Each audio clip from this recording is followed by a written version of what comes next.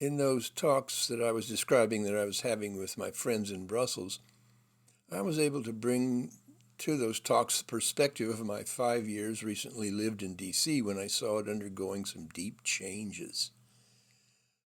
Um, Under the presidency of Lyndon Johnson, America was trying to look increasingly more like a London or a Paris or a Berlin even than sort of the local state level government that it had by way of its appearance.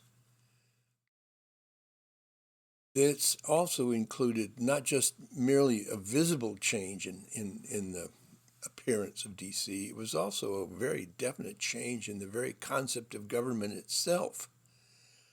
That is, who governs and by what means do they do so? Since the early 1600s, America had been largely self-governing at the local, family, local, community level, and when occasion necessitated, at the more regional level through elected representatives, elected to represent, again, the interests of the people themselves. There was no presiding feudal aristocracy. There were no barons, no dukes, no bishops or archbishops telling Americans what to do. We were quite able to take care of business ourselves. This unfortunately displeased London enormously because it was a terrible model to put in front of a system back in England that still wanted to keep power in the hands of a few very select nobly born aristocracy, keep the people sort of like peasants. Americans weren't living that way. As a consequence, London tried to put an end to this idea in the late 1700s, and Americans did come together at a larger level and fought and won that war to preserve their right of self-government. And then following that war, they came together and designed a constitution that was clearly there to protect the idea of elective, representative self-government of the American people themselves. Now, admittedly, there were some emergencies that occurred in subsequent years, like the American Civil War and in the 1860s and the Great Depression in the 1930s, and then World War II in the first half of the 1940s that required Washington professionals that lived there and worked there to take a greater hand in shaping events. They were complicated. This was an emergency situation. But interestingly, after these events took place, these huge bureaucracies that had developed during those emergency times were quickly dismantled. But now it was the 1960s. This was when I was now in D.C. And I was watching Washington become, again, highly bureaucratized for no apparent reason, because America at that point was a great superpower. Sure, it had social problems, but it seemed to me these were problems that were supposed to be addressed to the American people themselves. The problem was Lyndon Johnson. He had previously been only the vice president, but he became president in late 1963 when Kennedy, the president, was assassinated.